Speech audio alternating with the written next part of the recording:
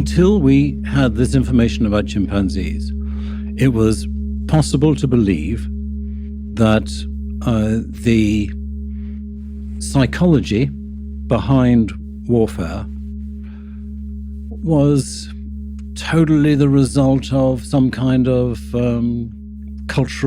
recent cultural innovation that had nothing to do with our biology. Or, if you like, that it's got something to do with sin and God and the devil and that sort of thing. But what the chimps tell us,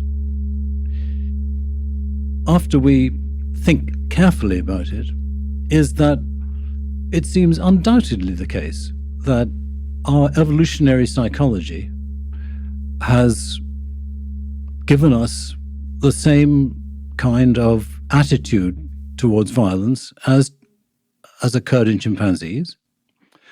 And in both species, it has evolved because of its evolutionary significance. In other words, because it's been helpful to the individuals who have practiced it.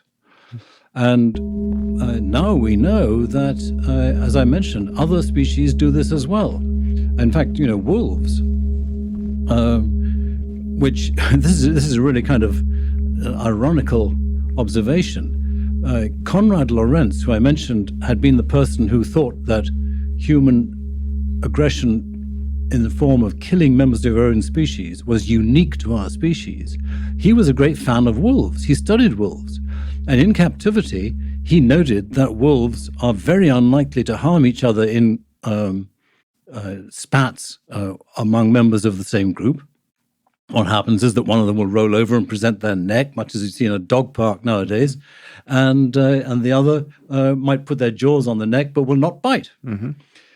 Okay, so now it turns out that if you study wolves in the wild, then neighboring packs often go hunting for each other. Mm-hmm. They are in fierce competition, and as much as 50% of the mortality of wolves is due to being killed by other wolves. Wow. Adult mortality. Wow. So it's a really serious business. The chimpanzees and humans fit into a larger pattern of understanding animals in which you don't have an instinct for violence. What you have is an instinct, if you like, to use violence adaptively. And if the right circumstances come up, it'll be adaptive. If the right circumstances don't come up, it won't be. So some chimpanzee communities are much more violent than others because of things like the frequency with which a large party of males is likely to meet a lone victim. And that's going to depend on the local ecology. But, so the overall answer to the question of what do chimps teach us is that we have to take very seriously the notion that in humans, the tendency to make war is a consequence of a long-term evolutionary adaptation and not just a military ideology or some sort of local patriarchal phenomenon. And of course, a reading of history, a judicious reading of history fits that very easily because war is so commonplace. Mm-hmm.